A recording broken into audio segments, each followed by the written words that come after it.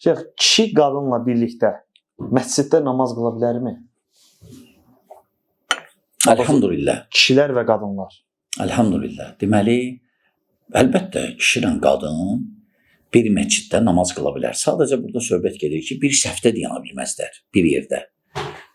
Kişilər səhvi qabaq olur. Çünki kişi qadından üstündür müəyyən bir həddə. Qadınlar da arxada. Qadınlar da arxada. Bu cür qıla bilərlər. Amma kişi ilə qadın bir səhvdə dayansınlar, yox olmaz. Fərq var axı. Fərq olmalıdır. İndi istəyirlər demək ki, kişi ilə qadın arasında fərq yoxdur. Fərq yoxdur müəyyən məsələlərdə, bəli, savabda. Bəli, məsələn ki, o qadın ki, namaz qılır, savabı qazanır, o demək deyir, qadındır, kişidən az qazanmalıdır. Yox. Amma məsələn, elə məsələlər var ki, hərəsi öz yeri var. Bəli, bir məsciddə, necə ki, bir evdə də qıla bilərlər. Amma arxada. Hətta məsələn, ərdir, ailədir, ərdən qadını.